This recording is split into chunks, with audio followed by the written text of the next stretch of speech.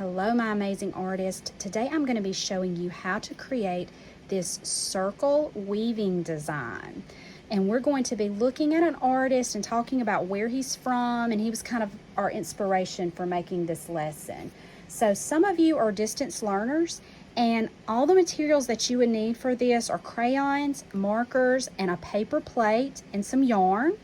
And then my kids in the classroom also have instead of a paper plate, they have a printout like this, and you're going to make your loom from that. So in a minute we'll talk about that. And then they will have crayons, markers, and their yarn also. So the artist that inspired this lesson is a man named Wassily Kandinsky. He's from Russia. Here's a map of the world, and we live here in the United States of America, and this is Russia. This very, very large pink country over here. It's the largest country in the world, and it's considered to be transcontinental. We live on the continent of North America, but part of Russia is in the continent of Europe, and part of it is on the continent of Asia. So it's got a little bit of both. And in Russia, most of Russia is very cold because it's close to the Arctic. So that's where Wassily Kandinsky is from. Let me show you one of his artworks. This is one with circles. He was very famous for doing these paintings of circles. And you see here his name is spelled with a W, but I've been saying Wassily Kandinsky. That's because he's Russian, and that's how they would pronounce it in that country. He was born in Russia in 1866, and he was also a musician.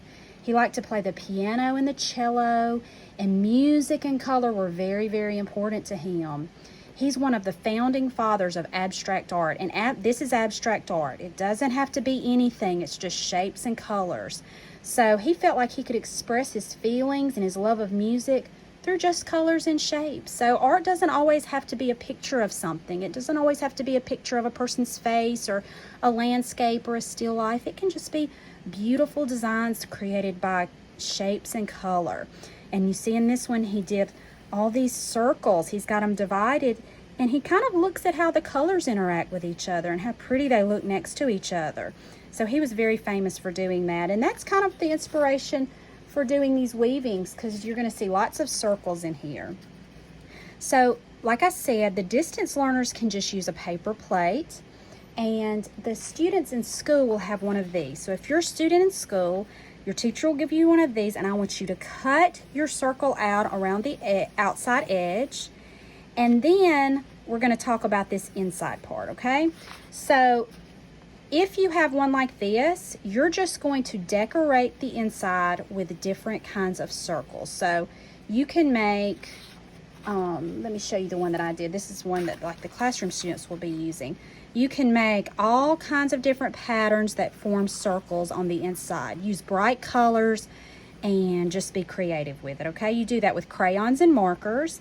And then the distance learners, usually on a paper plate, you will have a very light circle that you can kind of see on the inside. If your paper plate doesn't have one of those, find something that is small enough to fit in the center and trace a circle. And then you're going to do the same thing. You're going to decorate it with designs that make circles on the inside, okay? So you see I've started this one using markers, and then I could go back and add crayons. Make it bright and lively and colorful, okay?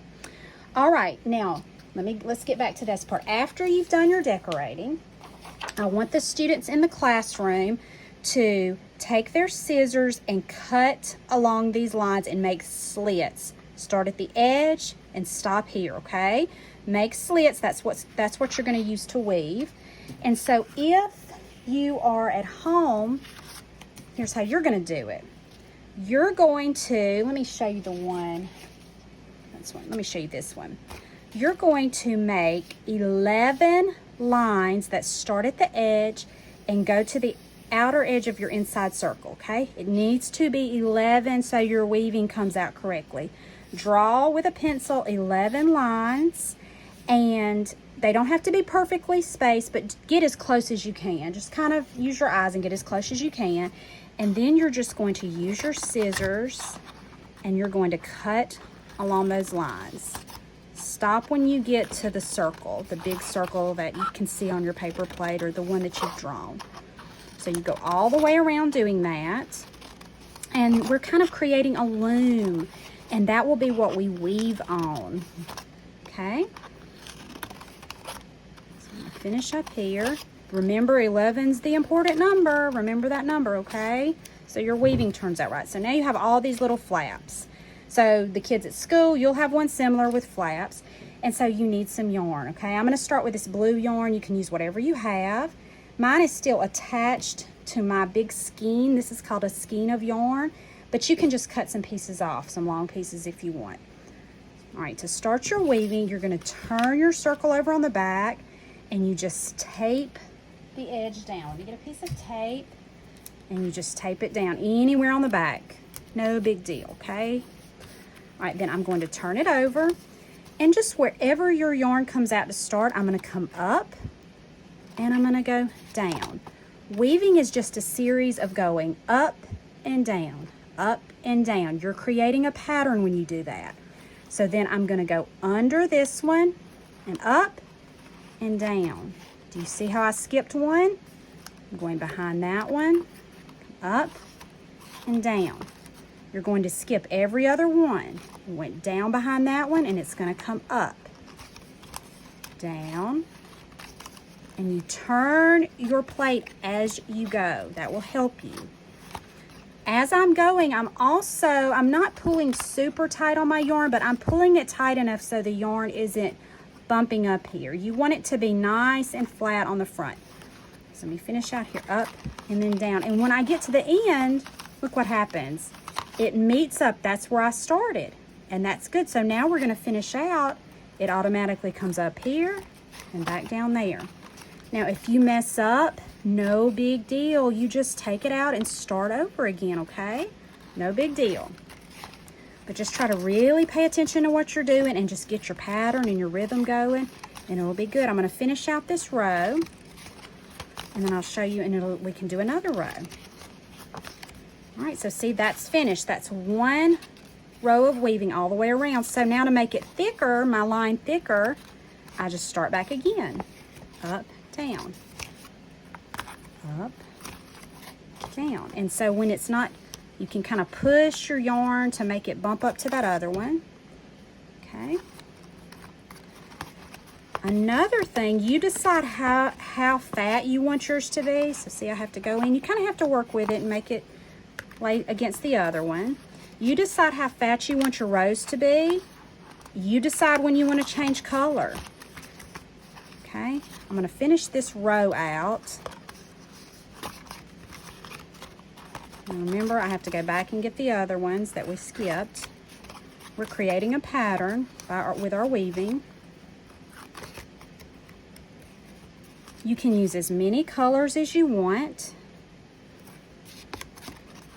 I'm almost to the end here. And you see, doing that twice made my line thicker. See how it now looks thicker? Now I decide I'm gonna stop here. So I would turn it over. I would cut the string, and then I would just tape that down on the back. And that holds it. And then if I wanted to start another color, I would just do the same thing. I would get my different color, tape it on the back, and start weaving. So let me show you this one. So you see here where I've used different colors of yarn, and I had even a different textured yarn here. So it looks really nice when you use different kinds of yarn, so everything isn't the same and you'll get more variety. But you're adding texture to your piece when you add this yarn, and texture is just how something feels. So think about how you can make your lines thicker by adding more lines of weaving, have some thick and some thin, because you don't want it all to look the same. And you can decide how far out you want your weaving to come. This is the one that I did like the students in the classroom will be doing. I made it a little thicker, and I even added some beads. So to add the beads, as I'm weaving, I would just slide a bead on there. And then when you've decided how far out you want your weaving to come, you can go back and decorate the outer edges. It'll just make it look a little bit more finished, give it a little more design. Make sure you use bright colors. See how I went and did this one? And I think you're gonna really enjoy this. Just remember, if you mess up, it's okay. You can undo your weaving and start again. That's what's so great about this. So I hope you enjoy this project. And for my distance learners, I would love for your parents to email me what you've done. I'd love to see your artwork. You can email me at Tracy, TRACY, .NOCK@leecountyschools.us. Thanks so much. See you later.